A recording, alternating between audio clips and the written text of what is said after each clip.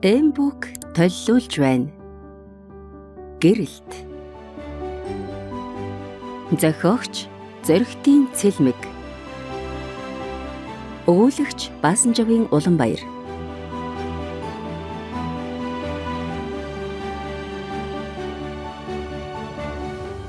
Энэхүү номыг өөрийн амьдралыг охиддоо зориулсан хайр таав зоригт цуцшгүй дайчин хөдөлмөрч ээж цэцгээ нартаа зориулв.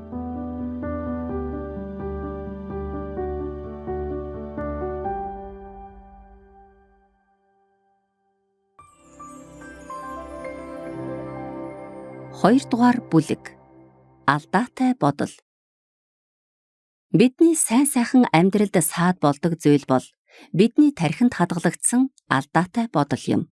Алдаатай бодол нь сэтгэлийн шарахыг бий болгон сэтгэлийн шарах нь сөрөг зан чанарыг үүсгэж зогсохгүй, бидний хизээч амьдрахыг хүсдэггүй сэтгэлийн шоронд амьдрахад хүргэдэг. Тэр тусмаа бидний тархинд ухамсаргүйгээр хадгалагдсан тэдгээр буруу бодлууд нь бидний амьдралын бүтлгүйтлийн шалтгаан болох төдийгүй биднийг гацаах үндсэн шалтгаан болдог. Хүн энэ дэлхийд төрөх үед амьдрал зөв амьдрах заавартайгаа ирдэг бол хүн бүр аз жаргалтай амьдрах байлаа. Гэтэл бидний хэндэн ч тэр заавар ирдгүй бөгөөд үүнийг бид туулж л ойлгодог. Ийхүү туулах явцдаа бид бага наснаасаа эхлэн өөрсдийн тархинд санаатай болон санамсаргүйгээр тэдгээр алдаатай бодлуудыг суулгаж байдаг. Энэ нь өөрсдийн үнцнийг доогуур үнэлэх суурь шалтгаан болж бидний хүсээгүй амьдралаа туулахад хүргэдэг. Амьдрал бол зовх гэж ирсэн газар биш гэдгийг ойлгох хүртлээр би энэ шоронд амьдарсан. Би өөрийн тархинд байгаа алдаатай бодлуудыг олж харан түүнээс болж миний зүрх сэтгэлд ямар сэтгэлийн шарах байгааг илрүүлж намайг хүлж хорж байсан тэдгээр сэтгэлийн шоронгоос гарах шийдвэрийг гаргаснаар миний амьдрал өөрчлөгдсөн юм. Амьдрал тохиолдож буй асуудал бэрхшээл нь таныг нураахын тулд бус таны дотоод хүчийг нээхийн тулд ирдэг. Өөрөөр хэлбэл асуудал бэрхшээл гэж бидний нэрлэдэг байгаа тэдгээр зүйлс нь бидний дотор ямар гайхалтай хүчтэй нэгэн байгааг харуулахын тулд ирдэг. Ухаантай нэгэн сургамжийг авч өөрийгөө засдаг бол мунхаг нэгэн бух шиг буруу замаараа зүтгэсээр байдаг. Хүнд зөв мэт санагдавч төгсгөл нь үхэл рүү хөтөлдөг зам байдаг гэсэн мэргэн үг бий. Тэгэхээр бид зөв зам дээр алхаж байгаа эсхээ алхам тутамдаа шалгаж байх нь чухал. Бидний энэ дэлхийд ирсэн зорилго бол аз жаргалтай амьдрах. Харамсалтай нь бидний олонх маань амьдралын шуурганд шидэгдэх үедээ аз жаргалтай амьдрахаар ирсэн үндсэн зорилгоос хазайдаг. Хүн бүрийн амьдралд туулж ирсэн зам бий бөгөөд үүнийг жаргалтай болон зовлонтой эсэх нь тийм ч чухал биш. Та хүсвэл амьдралаа өөрчилж чадна. Таны эхлэл шалахгүй байсан ч төгсгөлөө гайхалтай дуусгах боломж бий. Үүний тулд бид өнгөрсөн амьдралаас авсан сэтгэлийн шарахтайгаа нүүр тулах хэрэгтэй. Хүн хүсэж буй зүйлдээ хүсээгүй зүйлээ хийж байж хүрдэг. Магадгүй олон хүмүүсийн хувьд сэтгэлийн шарахтайгаа нүүр тулна гэдэг тэдний хизээч хийхийг хүсдэггүй зүйл байхыг үгүйсэхгүй. Үнэн гэвэл бидний хэн ч үүнийг тойрох боломжгүй бөгөөд түүнтэй нүүр тулснаар л амьдралаа өөрчилж чадна. Бид үннийг мэддэггүй учраас зовдог. Өөрөөр хэлбэл хүн өөрөө өөрийнхөө зовлонгийн шалтгааныг бий болгож байдаг бөгөөд энэ нь гаднаас болон бусдаас шалтгаалж буй зүйл огтхон ч биш. Энэ үннийг та хэр эрт ухаарах уу гэдг нь чухал. Өнгөрсөн хугацаанд би өөрийн зовлонгийн шалтгааныг бусад руу нялзаахыг оролдон өөрөө өөгүй өндөг шиг хүнээр амьдрахыг хүсэж байлаа. Асуудал бэрхшээлтэй нүүр тулах бүртээ яагаад гэж өөрөөсөө асууж зовлон дотроо өөрийгөө шийтгэж, өөрийгөө өрөвдөж, өөрийгөө голж амьдэрсэн. Номтой нөхрөлсөн минь миний амьдралын харах өнцгийг 180 градус өөрчилсөн. Нэг өглөө би номоо уншиж байтал зовлонгийн шалтгаанаа гаднаас биш дотроосоо хай. Тэгвэл чи очир эрднийг олох болно гэх гайхалтай үгийг олж харлаа. Би өөрийн бусад руу чиглүүлсэн хурууга өөрлөгөө чиглүүлж эхэлсэн. Өөрийгөө ухах тусам миний дотор маш олон буруу итгэл үнэмшлүүд байлаа. Өнгөрсөн амьдралаас авсан алдаатай бодол нь бидний сэтгэлд маш том шарахыг үүсгэн биднийг нүүр тулах хүртэл он удаан жил бидний дотор амьдарсаар байдаг. Бид үүнийг мэдсэн ч мэдээгүй амьдрахыг хүсдэг нь өөрсдийн зовлонг нэмэглэх бус нэмэх шалтгааныг бий болгодог. Хүн бүрт өнгөрсөн амьдралаас авсан сэтгэлийн шарах байдаг бөгөөд үүнийг эдгээснээр бид жаргалтай амьдрах боломжтой. Бид өөрсдийн сэтгэлийн шархаа эдгээх нь гадаа төрхөө гоёхоос илүү чухал гэдгийг би амьдралаараа ойлгосон. Үүнийг ойлгохоос өмнө би дотоод сэтгэлийн шархаа нуухын тулд гадаад гоо үсгэлэндээ маш их цагийг зарцуулж, намайг хөөрхөн болгох зүйл хаана байна, тэр болгон руу хүл алдан гүйдэг байлаа. Тэдгээр зүйлс надад сэтгэлийн дүүрэн байдлыг өгөөгүй, харин өөрийн дотоод зүрх сэтгэлийн шархтайгаа нүүр тулсан явдал миний сэтгэлийг дүүрэн болгосон юм.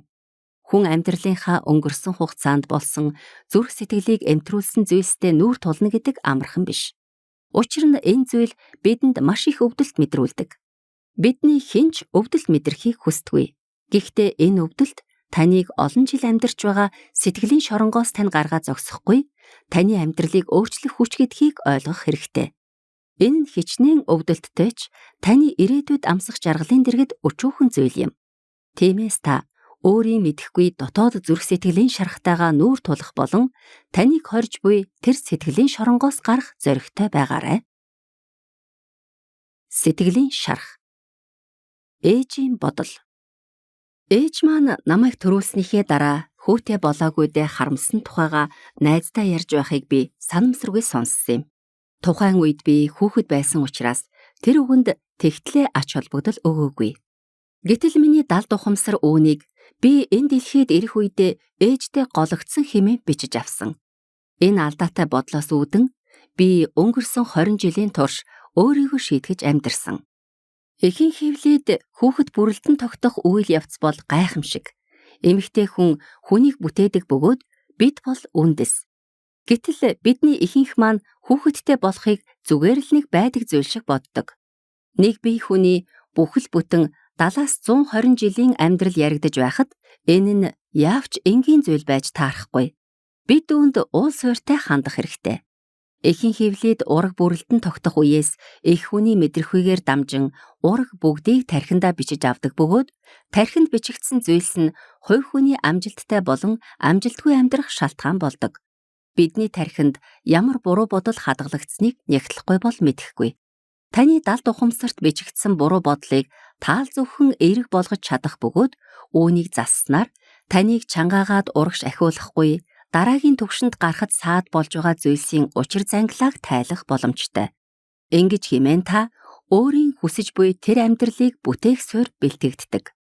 Олон хүмүүс цаг хугацааг бүхнийг эдгээгч гэж ярьдаг боловч энэ нь юугч эдгээдгүй бөгөөд зөвхөн болж өнгөрсөн үйл явцын хүчийг сулруулдаг.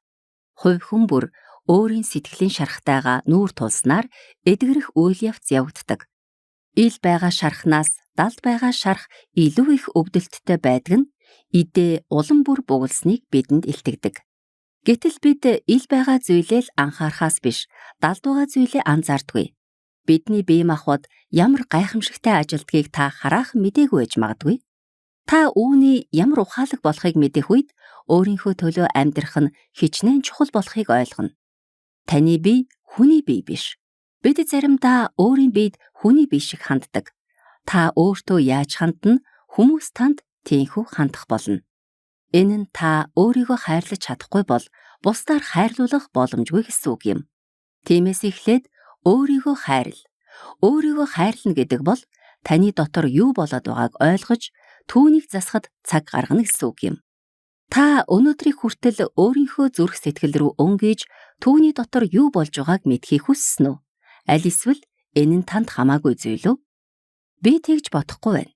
Бидний хамгийн их анхаарлаа хандуулах ёстой зүйл бол өөрсдийн зүрх сэтгэл дотор юу болж байгааг ойлгон түүнийг эдгээхэд цаг гаргах явдал юм. Юуны түрүүнд зүрхээ хамгаал, түүнээс амийн булгууд урсдаг гэсэн мэргэн үг байдаг. Бидний зүрх сэтгэл бол сав бөгөөд үүнийг үл уучлал, атаах орсол, уур бухимдлаар дүүргчхвэл хэрхэн биднээс амийн булаг урсах билээ? Эхлээд сав цэвэрлэгдэх ёстой. Бидний зүрх сэтгэл дотор буй муу муухай зүйл нь үгүй болсны дараа сайн сайхан зүйлс орох орон зай бий болдог. Сав цэвэрлэгдэнэ гэдэг нь таны тархинд хадгалагдсан сөрөг бодлууд эерэг болохыг хэлж байгаа бөгөөд та өөрийн амьдралыг өмнө нь хадгалсан сөрөг бодлоор бус шинэ эерэг бодлоор удирдахыг хэлж буй хэрэг юм. Тэгэхээр сав цэвэрлэгдээгүй үед бид мянган сайхан зүйл хийгээд юу ч өөрчлөгдөхгүй. Гологдлын шарх нь өөрийгөө өрөвдөх, өөрийгөө өмөөрөх, мөн аз жаргалтай хүний дүрд тоглох байдлаар илэрдэг.